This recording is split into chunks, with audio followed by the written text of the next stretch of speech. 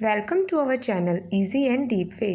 आज हम knowledge and curriculum subject के अंदर इम्पोर्टेंट एमसीक्यू की एक नई सीरीज शुरू करने जा रहे हैं, जिसमें हम सेकंड यूनिट में आने वाले questions, different facets of knowledge, जिसमें concrete and absolute knowledge, theoretical and practical knowledge, contextual and textual knowledge, local and universal knowledge के बारे में डिटेल में डिस्कस करेंगे। ये सारे के सारे एमसीक्यू हर एक टॉपिक के ऊपर बनाए गए हैं, इसमें बहुत मेहनत लगी है।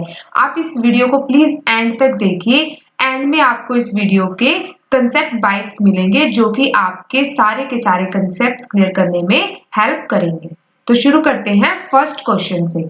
Dash refers to learning, instruction, cognitive, acquaintance and information.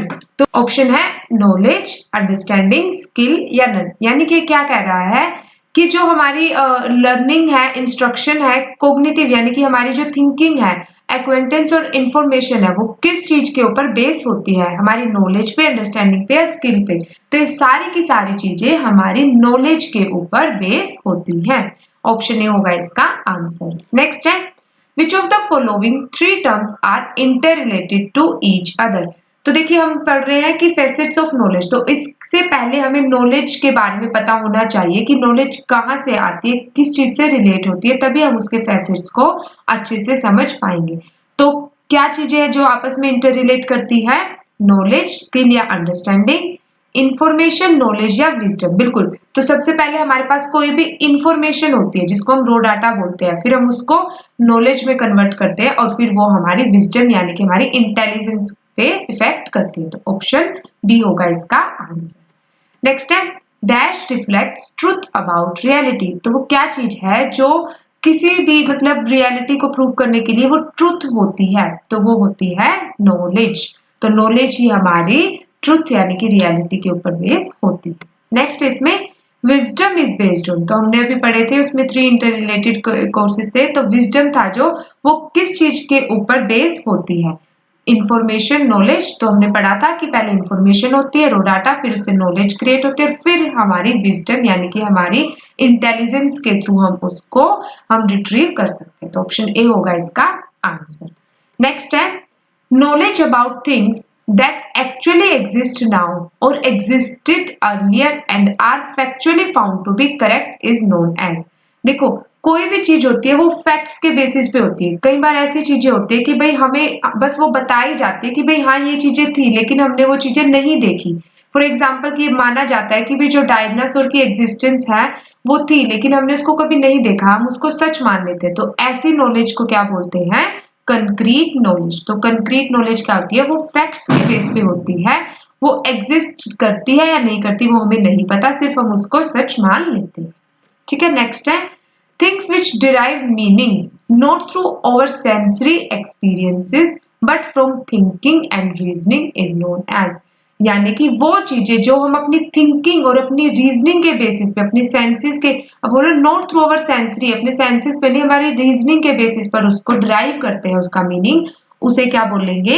Absolute knowledge, क्योंकि वो हम अपनी अंडरस्टैंडिंग के बेसिस पे ही उसको क्रिएट करते हैं। नेक्स्ट है इसमें, when we describe any short topic to long description by own thinking and reasoning is an example of।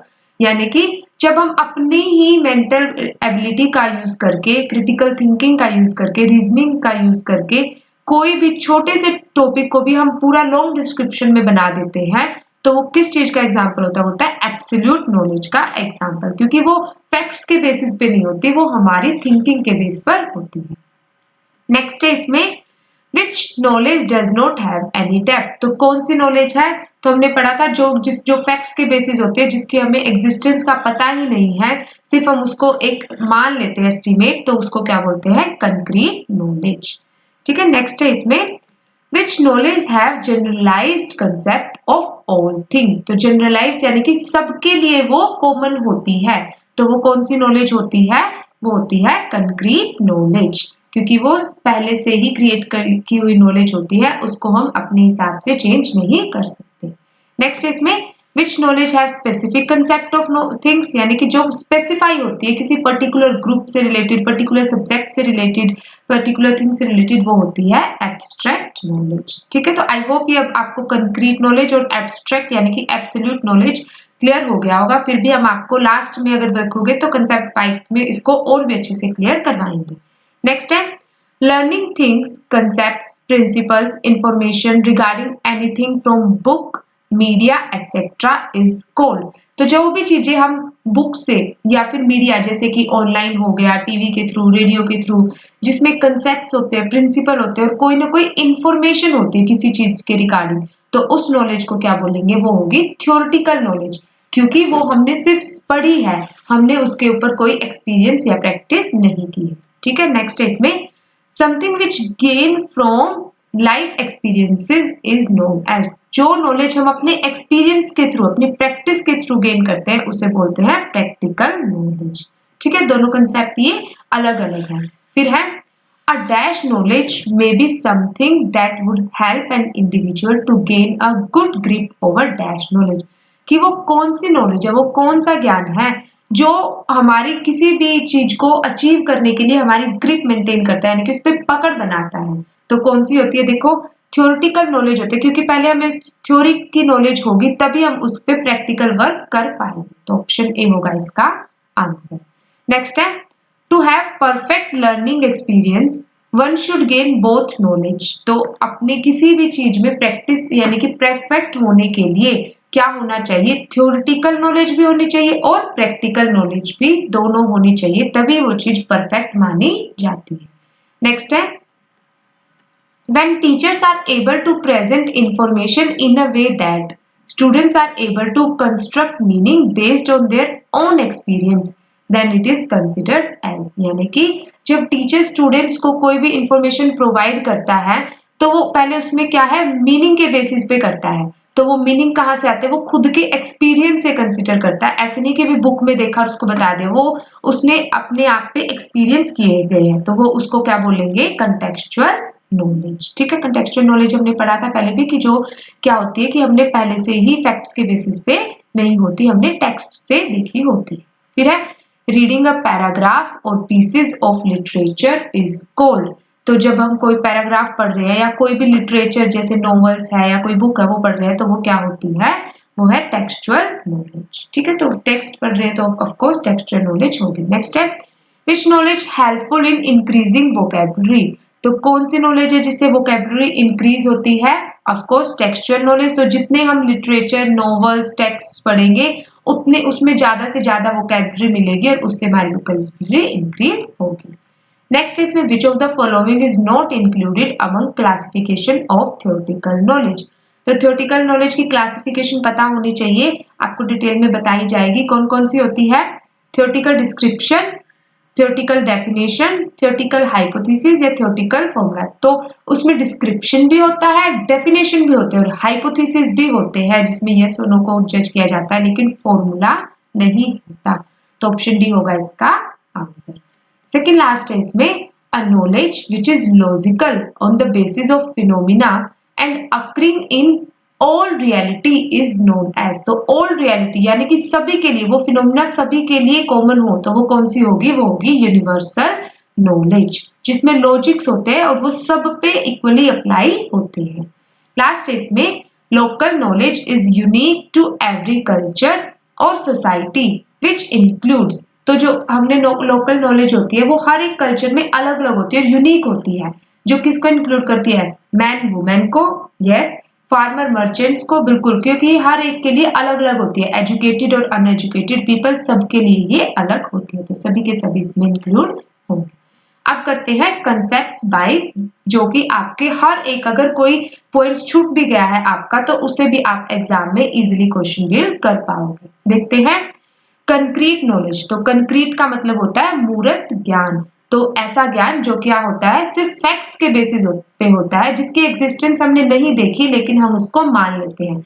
Knowledge about things that actually exist now और existed earlier and are factually found to be correct or concrete knowledge. जैसे कि dinosaur existence is only factual. फिर है abstract, जिसको absolute knowledge भी बोलते हैं, यानी कि अमूर्त ज्ञान, ऐसा ज्ञान जो हमारी थिंकिंग, रीजनिंग और अंडरस्टैंडिंग के बेसिस पे होता है, ना कि सेंसेस के बेसिस पे। ठीक है, for example when we describe any short topic to long description by own thinking and reasoning। तो देखो ये सारे के सारे हमने क्वेश्चंस पढ़े थे कि जब हम शॉर्ट टॉपिक को लॉन्ग डिस्क्रिप्शन में देंगे तो वो क्या होगा, एब्स्ट्रैक्ट नॉलेज यानी फिर एब्सोल्यूट नॉलेज माना जाएगा। नेक्स्ट है इसमें, अब इसका कंपैरिजन देख लेते हैं फटाफट से कि जो कंक्रीट नॉलेज होती है वो फैक्ट्स पे बेसिस होती है और एब्सोल्यूट नॉलेज किसके ऊपर बेस होती है, वो रीजनिंग और थिंकिंग के ऊपर बेस होती है और एक्वायर्ड की जाती है इंडिविजुअल के द्वारा बिना किसी फिजिकल रेफरेंस के जरिए। फिर है जो ये जनरलाइज्ड होती है, ये हमने पढ़ा था, और ये जो एब्सोल्यूट होती है ये स्पेसिफिक होती है। कंक्रीट नॉलेज फैक्ट्स पे बेस होती है और एब्सोल्यूट नॉलेज आइडियाज के ऊपर बेस होती है। जो कंक्रीट नॉलेज होती है ये इंट्रिंसिक फॉर्म यानी कि बाहरी फॉर्म में होती है और जो एब्सोल्यूट होती है वो इंट्रिंसिक। इसके ऊपर भी इस क्वेश्चन आ सकता है कि भी कौन सी नॉलेज एक्सट्रिंसिक है, कौन सी इंट्रिंसिक है। फिर है ये स्पेसिफिक और पर्टिकुलर और रियल और टेंजिबल होती है, और ये क्या होती है, क्रिएटिव, अनक्लियर यानी कि वैग्यू, इसको क्लियरली नहीं बता सकते, इनडेफिनेट होती है क्योंकि हमारी जो थिंकिंग होती है वो कभी भी खत्म नहीं होती। फिर कंक्रीट क्या होता है, bound by time and place, तो किसी टाइम या प्लेस से रिलेटेड होती है, लेकिन एब्सोल्यूट नॉलेज में ऐसा कुछ नहीं है। फिर क्या है, कंक्रीट नॉलेज में स्पेसिफिक मीनिंग होते हैं और जो एब्सोल्यूट होते हैं उसमें वो स्पेसिफिक मीनिंग नहीं होते। तो एग्जांपल हम देख लेते हैं इसका, concrete knowledge or subject knowledge, skill, smoke, mist etcetera. तो ये सारे के सारे इसमें भी जो चीजें अनलिमिटेड होती है उनको माना जाता है। इसमें क्या होता है, ब्यूटी, लव, ट्रुथ, जस्टिस, जिसको हम क्वांटिफाई नहीं कर सकते। तो हम कंक्लूड क्या कर सकते हैं कि जो कंक्रीट और एब्सोल्यूट नॉलेज है दोनों की अलग आइडेंटिटी होती है, अलग अलग यूसेज होता है, अलग अलग तरह यूज की जाती है और अलग इनके पर्पस होते हैं एजुकेशन में, सोसाइटी में, बिहेवियर में किसी भी इंडिविजुअल के, और both contain different facets of knowledge. तो क्योंकि ये सारे नॉलेज के हम फैसेट्स पढ़ रहे हैं। ठीक है, तो इन पे अगर आपका कोई क्वेश्चन आता भी है तो आप उसको अब अच्छे से अटेम्प्ट कर लोगे। नेक्स्ट है इसमें थ्योरेटिकल नॉलेज और प्रैक्टिकल नॉलेज। तो थ्योरेटिकल नॉलेज का हमने पढ़ा था कहाँ से होती है, जो हम रीडिंग के थ्रू कोई भी मैनुअल पढ़ते हैं उससे अटेम्प्ट करते हैं, और जो प्रैक्टिकल नॉलेज होती है वो हम प्रैक्टिस के बेसिस पे करते हैं। थ्योरी स्टार्ट्स फ्रॉम बेसिक्स और practical is continuation of theory and beyond it, यानी कि पहले हम थ्योरी करेंगे उसी के बेसिस पे हम प्रैक्टिकल नॉलेज अचीव करेंगे। It takes a lot of time to understand any system from reading books. बिल्कुल, जो थ्योरेटिकल नॉलेज होती है उसमें टाइम लगता है समझने में और उसको समझाने में, लेकिन प्रैक्टिकल नॉलेज है उसमें कम टाइम लगता है as comparison to theoretical knowledge. ठीक है, फिर है it provides you with all the answers in relation to why.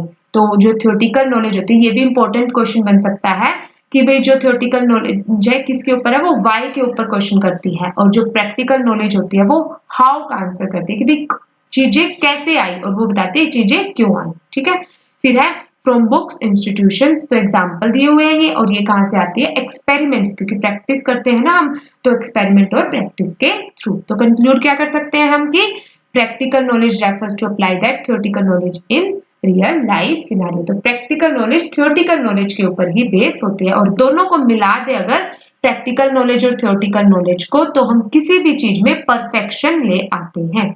ठीक है, तो कंक्लूजन इसका क्या है कि knowledge have importance practicals as well as, कि दोनों नॉलेज, प्रैक्टिकल नॉलेज भी और थ्योरेटिकल नॉलेज की अपनी इंपॉर्टेंस होती है, और किसी भी चीज को परफेक्ट करने में दोनों ही जरूरी होती है। नेक्स्ट करते हैं कंटेक्चुअल नॉलेज और टेक्सचुअल नॉलेज। तो कंटेक्चुअल नॉलेज पे क्वेश्चंस आए थे कि कौन सी नॉलेज होती है जिसके हम मीनिंग कंस्ट्रक्ट करते हैं, जो टीचर्स होते हैं, देखते हैं when teachers are able to present information in a way that students are able to construct meaning based on their own experience, यानी कि खुद के एक्सपीरियंसेस से ही जो मीनिंग लेके आते हैं उसे बोलेंगे contextual knowledge. This type of knowledge is known as contextual. This includes internship, service learning, study abroad, pragmas etc. और contextual learning emphasize on problem solving, क्योंकि खुद की thinking के बेस पर होती है। It encourages students to learn and get knowledge from each other. So we can say that it may be useful for child development. It maintains constructing meaning from experiences. It can be used as a form of formative assessment. तो ये आप अच्छे से देखिए कि ये formative assessment के basis पर होती है। ठीक है, नेक्स्ट देखते हैं हम टेक्सचुअल नॉलेज। टेक्सचुअल नॉलेज क्या होते हैं? Which we get from reading a text. तो किसी भी टेक्स्ट को पढ़ के जब हम जो नॉलेज अचीव करते हैं, इसमें एक्सपीरियंस कोई मैटर नहीं करता। तो मेन इनका डिफरेंस क्या है? एक्सपीरियंसेस का। उसमें टीचर अपने एक्सपीरियंसेस के बेसिस पे मीनिंग कंस्ट्रक्ट करता है। इसमें हम सिर्फ टेक्स्ट को रीड करते हैं, उससे खुद के ही हम मीनिंग निकालते हैं। तो it is an essential resource for getting meaning of text in their reading and interpretation. In fact, textual knowledge is the action or skill of reading. तो कोई भी चीज हम रीड कर रहे हैं उसे ही हम textual knowledge बोलते हैं। और interpretation of a text or situation. So, reading a paragraph or pieces of literature is called textual. तो ये भी क्वेश्चन आ सकता है कि textual knowledge क्या होती है। हमने ये बनाया भी था क्वेश्चन कि reading a paragraph or pieces of knowledge literature क्या होता है? textual knowledge होता है। ठीक है, तो आई होप ये सारे के सारे क्वेश्चंस आपको समझ आए होंगे। आपको आगे सारे के सारे ऐसे कंसेप्ट्स के बेसिस पे करवाए जाएंगे। अगर आपको अच्छे लगे तो प्लीज हमें फीडबैक दीजिए और नेक्स्ट वीडियो की नोटिफिकेशन के लिए हमारे चैनल को सब्सक्राइब भी कीजिए। Thank you.